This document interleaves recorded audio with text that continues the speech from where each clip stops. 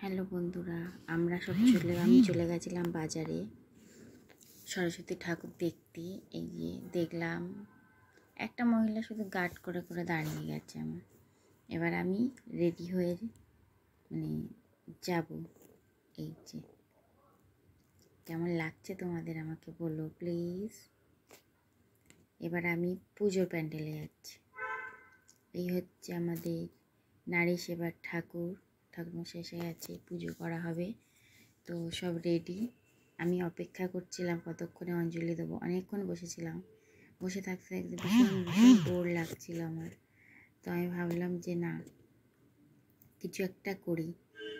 তখন ভিডিও করলাম, এদিকে ওদিকে ঘুরলাম, ঘুরে টুরে যখন অঞ্জলির সময় হয়ে গেছে তখন এত আনন্দ হচ্ছে যে অবশেষে আমি অঞ্জলি দেব। অঞ্জলির সময় হয়ে গেছে। হোম দেখলাম, অঞ্জলিটা দেখলাম, কারণ অঞ্জলি দিয়েছি।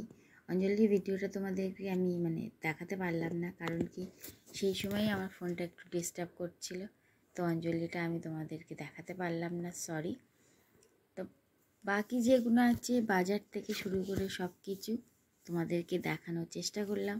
আর বাজারে যে ছোট্ট ঠাকুরটা তোমাদেরকে দেখিয়েছি, সেই ঠাকুরটা আমাদের না হয়নি, বড় ঠাকুর না হয়েছে।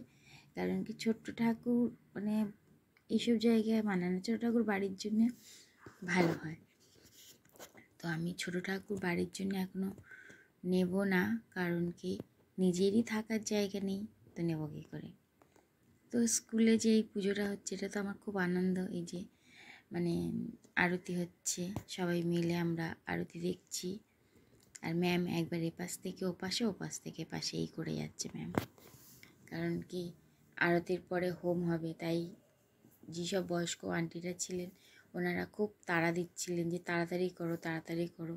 ঠাকুরমশাই আসার কথা ছিল 1টায়, উনি এসছেন কটা বাজে, 3টের সময় উনি ঢুকেছেন। তো সব থেকে সমস্যা কি, উপোস করে 3টে অবধি থাকাটাও খুব চাপ। কারণ কি বয়স্ক মানুষরা তো অনেকেই উপোস করেছিল, তো ওনারাও অস্থির হয়ে যাচ্ছিলেন যে কি করব কি না করব কিছুই বুঝতে পারছি না। কারণ কি উনি আস্তে আস্তে পুজো করছেন, পুজো শেষ হতে হতে তখন বেজে গেছে 4টে। সব কিছু যখন কমপ্লিট হয়েছে তখনই 4টে বেজে গেছে। তারপর সবাইকে প্রসাদ দেওয়া, প্রসাদ খাওয়া, খেয়ে দিয়ে আমরা বাড়ি চলে এসেছি। বাড়ি এসে এই যে এখন হোমটা হবে, এই যে হোমটা শুরু হয়েছে। এত সুন্দর হোম আমাদের কালী পুজোতেই হয়। বাড়িতে যখন কালী পুজো হয় তখন ঠিক এইরকম হোমটা হয়। হোম আমার খুব ভালো লাগে। হোমটা দেখে খুব আনন্দ হচ্ছে যে অনেক দিন পর। আর আমি ক্যামেরাটা নিয়ে দেখো, এই যে আমার বান্ধবী সবাইকে ঘুরিয়ে ঘুরিয়ে দেখাচ্ছি। এবার আমার নিজের বদনটাই আমি নিজে দেখবো। হাই, কেমন লাগছে? এটা আমি।